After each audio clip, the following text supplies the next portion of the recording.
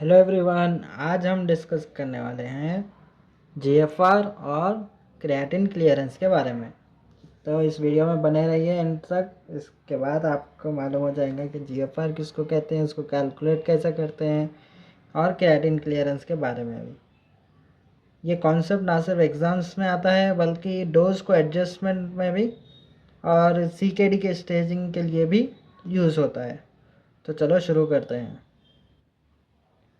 सबसे पहले हमारा है इंट्रोडक्शन। उसमें क्या देखेंगे, जीएफआर का मीनिंग देखेंगे और क्रिएटिन क्लियरेंस के बारे में देखेंगे। जीएफआर होता क्या है? जीएफआर यानी ग्लोमेरुलर फिल्ट्रेशन रेट, जो मेजर करता है कि किडनीज हर मिनट में कितना प्लाज्मा फिल्टर करती है। ये क्या है? ये बेस्ट इंडिकेटर बोल सकते हैं आप। किडनी फंक्शन का जो भी होता है ये बेस्ट इंडिकेटर है। नॉर्मल जीएफआर कितना रहेगा? 120 ml पर मिनट रहेगा। ठीक है, अब हम सीकेडी के स्टेजिंग्स देख लेंगे। सीकेडी की स्टेजिंग्स देखिए 5 होती है, 1 2 3 4 5। इसको इजी वे में समझते हैं हम। पहले हम लिख देंगे मोर देन 90 ml पर मिनट जो भी होता है हमारा जीएफआर, उसको नॉर्मल कहेंगे। ठीक है, अब 90 में से क्या करिए, अब स्टेज 2 में आ रहे हैं हम। 90 में से क्या करिए, 30 माइनस करिए। 30 माइनस यानी 60। 60 टू 90, 90 में से एक कम कर दीजिए, 89। 60 टू 89 ml पर मिनट कितना होता है, वो माइल्ड डिक्रीज में आ जाता है। जीएफआर जो भी है, सीकेडी जो भी होता है, माइल्ड डिक्रीज हो जाता है। 60 में से क्या करिए, अब और 30 निकाल दीजिए। पहले 90 में से 30 निकाले आप, फिर 60 में से 30 निकालिए, तो क्या बच जाएगा, 30 टू 60 यानी 59। ठीक है, ml पर मिनट ये किस में आ जाएगा, मॉडरेट में आ जाएगा। स्टेज 3 मॉडरेट है। अब आप क्या करें, 90 में से 30 निकाले, 60 बचा। 60 में से 30 निकाले, 30 बचा। अब 30 में से 30 नहीं निकालना है हमें। ठीक है, 30 में से 30 निकालेंगे तो 0 हो जाएगा, तो 30 का हाफ करेंगे आप, 15। ठीक है, 30 में से 15 निकालेंगे तो 15 बचेगा। 15 से 29 यानी 30 तक। तो ml पर मिनट ये क्या है, सीवियर डिक्रीज यानी स्टेज 4 में आ जाएगा। जो भी अब 15 से कम होगा ml पर मिनट, उसको कहेंगे एन स्टेज रीनल डिसीज। ये स्टेज 5 का मतलब क्या होता है, डायलिसिस स्टेज। जब किडनीज ऑलमोस्ट फेल हो चुकी होती है, जब हम कहेंगे स्टेज 5, डायलिसिस पे चले आता है पेशेंट। तो आप अच्छे से याद कर लीजिए, ये इजी ट्रिक भी बताया हमें। 90 में से 30 निकालेंगे आप, 30 में 60 में से और 30 निकालेंगे आप, 30 बच जाएगा। अब 30 में से 30 नहीं निकालना है, 15 निकालना है, उसका हाफ। फिर जो भी 15 से कम रहेगा उसको स्टेज 5 में डाल देंगे। अब देखेंगे मेथड्स ऑफ मेजरिंग जीएफआर। ठीक है, मेथड्स देखेंगे कैसे जीएफआर को मेजर करना है। तो जीएफआर कैसे मेजर करते हैं, इसके दो मेथड्स होते हैं, डायरेक्ट और एक इनडायरेक्ट। डायरेक्ट मेथड यहाँ पे देखिए, डायरेक्ट और इनडायरेक्ट। डायरेक्ट मेजरमेंट को क्या कहते हैं, गोल्ड स्टैंडर्ड मेथड्स भी बोलते हैं।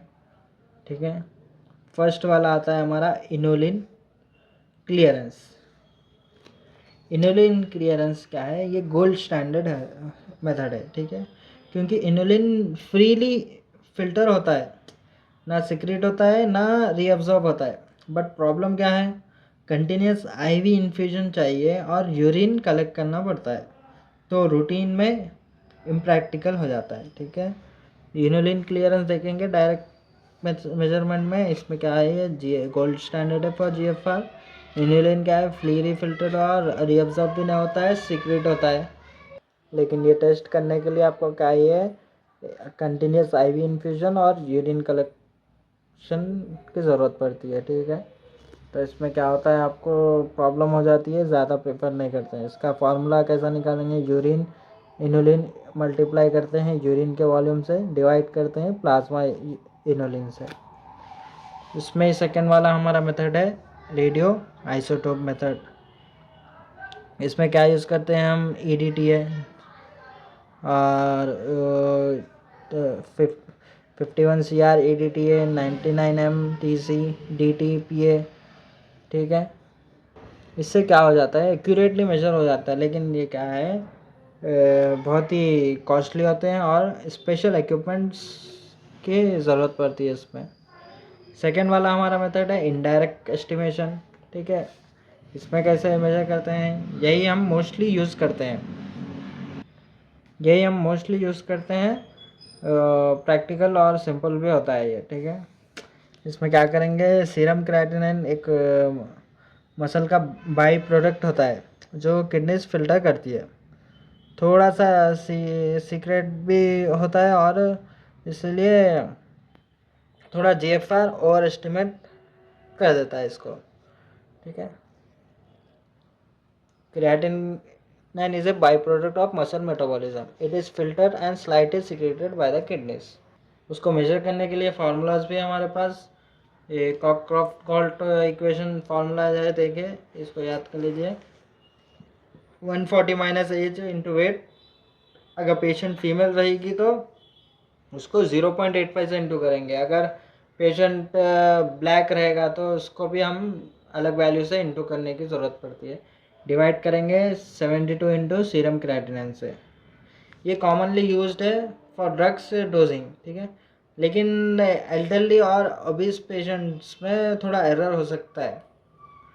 ठीक है, एल्डरली और ओबीस पेशेंट्स में क्या हो जाता है, एरर आ जा सकता है क्योंकि ये लिमिटेशंस है इसकी। और सेकेंड वाला देखेंगे हम MDRD इक्वेशन। ठीक है, MDRD यानी modification of diet in renal disease equation. इसमें EGFR देखेंगे। EGFR का फॉर्मूला ये है, देखिए 175 इंटू सीरम क्रिएटिनिन। ठीक है, फिर इसको इंटू करेंगे एज से, फिर इंटू करेंगे अगर वो फीमेल रही तो 0.742 से, अगर वो ब्लैक रहेगी तो 1.212 से।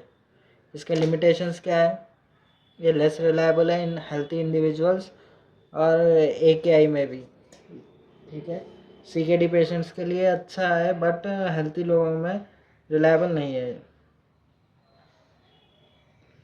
थर्ड वाला है हमारा CKD और EPI equation, chronic kidney disease epidemiology collaboration equation है। ठीक है, ये बहुत ही प्रिसाइज होता है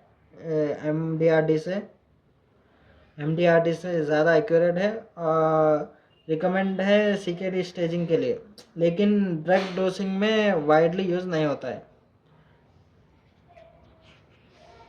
ठीक है, ड्रग डोसिंग में वाइडली यूज़ नहीं होता है, इसमें मॉनिटरिंग की ज़रूरत होती है। इसका लिमिटेशन ये है कि ड्रग डोसिंग में ज़्यादा यूज़ नहीं करते हैं। नेक्स्ट है हमारा creatine clearance for 24 hours urine collection. ठीक है, इसमें भी फार्मूला होता है, देख लीजिए। यूरिन के क्रिएटिन को मल्टीप्लाई करेंगे यूरिन के वॉल्यूम से, डिवाइड करेंगे फिर प्लाज्मा क्रिएटिन से, इनटू टाइम भी करेंगे मिनट्स में लेकर। ठीक है, लास्ट वाला है हमारा क्लिनिकल एप्लीकेशंस। ठीक है, और लिमिटेशंस भी है इसमें। इसमें क्या होता है, ये ड्रग डोजिंग में ये हेल्पफुल होता है। अगर GFR लो है तो नेफ्रोटॉक्सिक ड्रग्स का डोज एडजस्ट करने में हेल्प मिलती है हमें इससे। CKD डायग्नोसिस और मॉनिटरिंग, रेगुलर GFR चेक से पता चल जाता है डिसीज़ का प्रोग्रेशन। और critically ill patients kidney function daily fluctuate करता है, वहाँ पे भी हो जाता है। तो दोस्तों, ये GFR और क्रिएटिन का फुल कॉन्सेप्ट था। अगर वीडियो हेल्पफुल लगे तो लाइक शेयर ज़रूर करें और सब्सक्राइब ज़रूर करें चैनल को। फिर मिलते हैं आपसे नेक्स्ट वीडियो में।